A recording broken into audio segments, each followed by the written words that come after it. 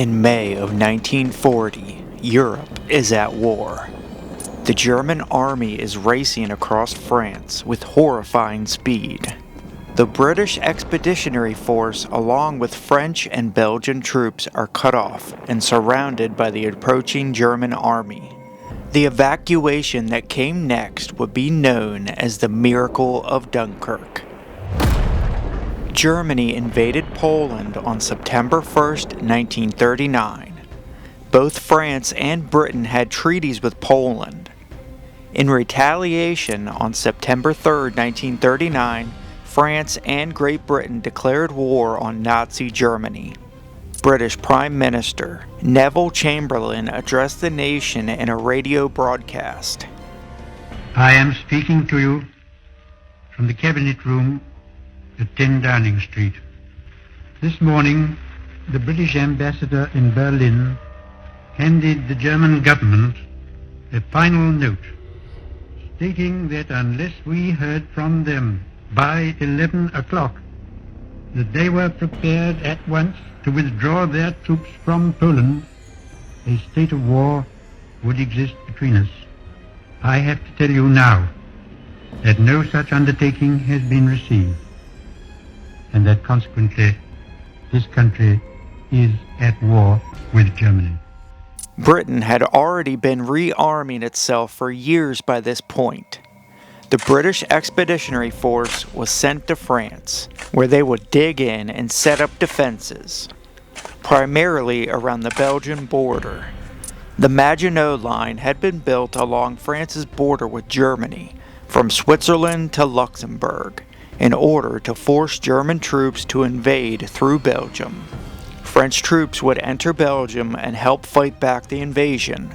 They did not want a repeat of the First World War. But in 1936, Belgium declared neutrality. The Maginot Line was extended, but it was not as heavily fortified. This included the area around the Ardennes. Initially, France believed that the Ardennes had much too rough terrain, and the forest was too thick for a German invasion. And if the Germans did invade through the Ardennes, they would have enough time to counterattack. Germany and the Soviet Union quickly took Poland, but on the Western Front there was not much action. British and French troops were dug in, and the period known as the Phony War had begun. The Western Front was calm. Winter was here. Troops built up their defenses and implemented a naval blockade on Germany. They saw little action for the next 8 months. Germany's initial plan was to attack through the Netherlands and Belgium, avoiding the Maginot Line altogether. Erich von Manstein submitted a plan to the German High Command, which involved the Panzer divisions making a surprise attack through the Ardennes forest, driving deep into French territory, cutting the Allies off and driving them to the English Channel. The plan was initially denied. Adolf Hitler would later approve Manstein's plan, after the original plans fell into enemy hands, when a German Messerschmitt Bf 108 crash-landed in Belgium after becoming lost on a flight to Cologne.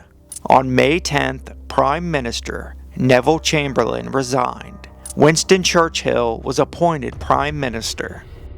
The same day, Army Group B invaded into the Netherlands and Belgium.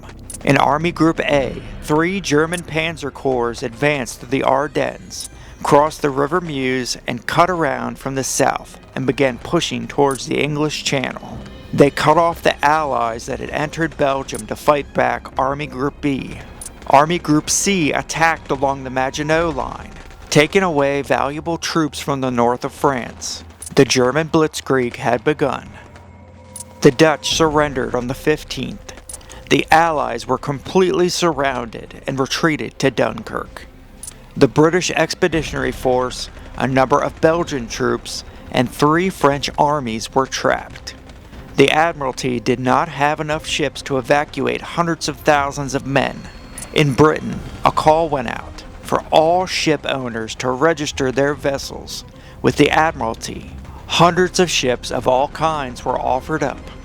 At naval headquarters under Dover Castle, planning began for Operation Dynamo, The evacuation of the British Expeditionary Force. The troops at Dunkirk slept wherever they could. The men dug in on the beaches, took shelter in the town, and in the rubble of the bombed buildings. They were extremely low on supplies. Non-essential personnel were evacuated before the main operation, but it was chaos. 28,000 men were evacuated before Operation Dynamo commenced. Only one British battalion was keeping the approaching Germans at bay. Suddenly, on May 24th, Hitler gave a halt order on the German panzer units. It's debated as to why this order was given. It is believed that the panzer units were overstretched and needed repairs done in order to continue the fight against the rest of France, while the Luftwaffe would continue the fight from the air and finish off the trapped Allied troops. This timing could not have gone any better for the Allies. It gave the Allies time to build up their defenses and prepare for the evacuation. Some believe that Hitler stopped the panzers deliberately to allow the British to escape. Whatever the case, it would be one of Hitler's biggest mistakes. Operation Dynamo was ordered on May 26, calling for around 45,000 men to be evacuated in 2 days. It was believed the German panzers would reach their positions by then and stop any more evacuations. Hundreds of thousands of men were expected to be captured. 7,669 men were evacuated on the first day.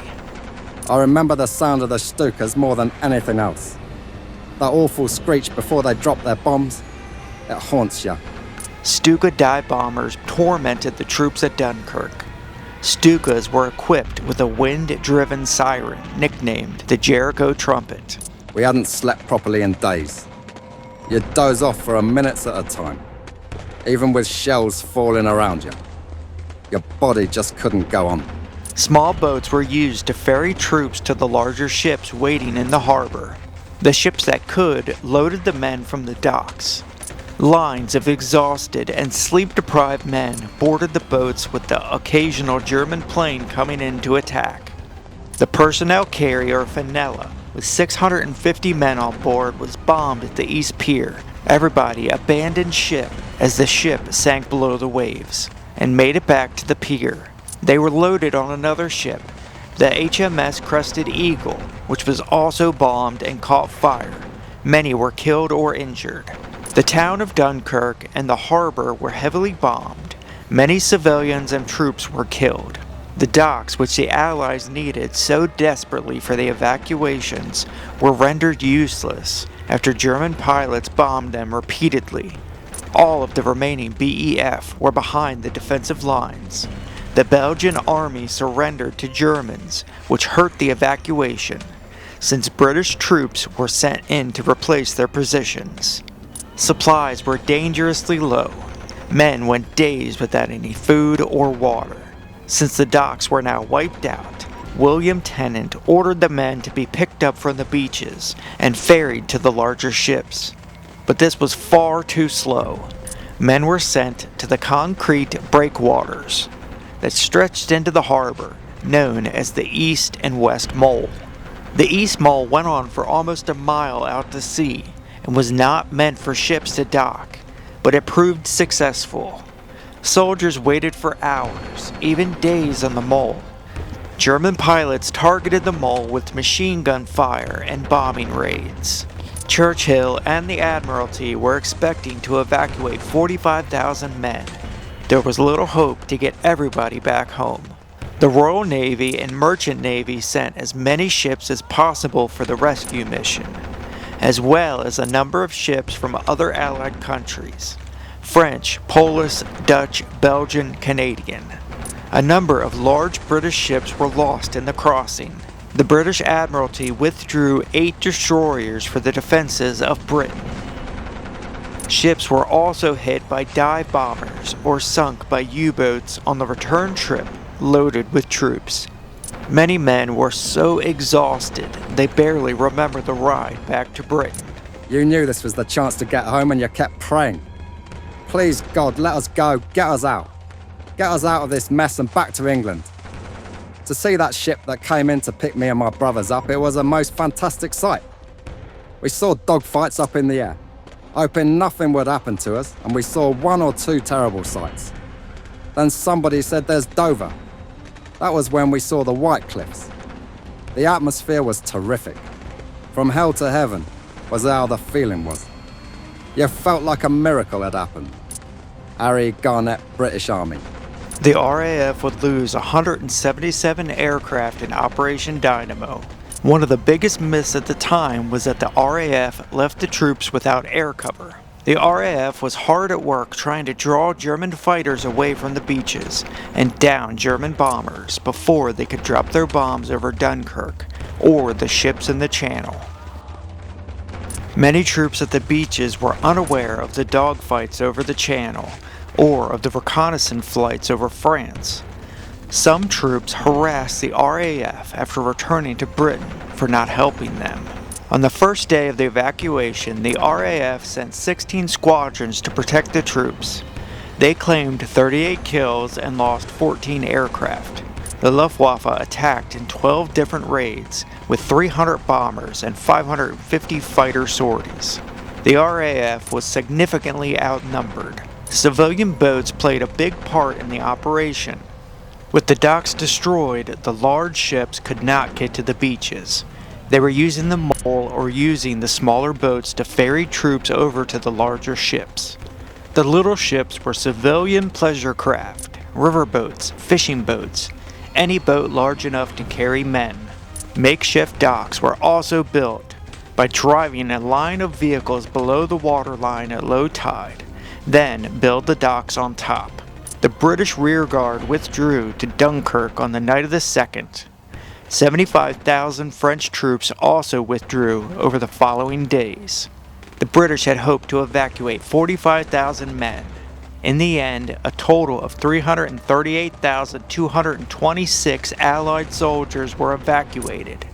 Around 215,000 British soldiers, the remaining 123,000 were French troops. The evacuation was a miracle. 338,000 Allied troops were saved. Who knows how different the war would have ended if the operation was not so successful. Many troops believed they would be pariahs once they returned to Britain. In military terms, the Battle of France was a disaster for the Allies, but troops were greeted as heroes. Winston Churchill delivered a speech to the House of Commons on June 4th about the evacuation and the current situation. It was recorded years later. Over 200 Allied ships were sunk. An enormous amount of supplies were left behind, including artillery, machine guns, tanks, ammunition, vehicles, fuel, food stores. Nearly everything brought to France was left behind. An entire army's worth of equipment was now in the hands of the enemy. But the army had made it home, and the Battle of Britain would come next.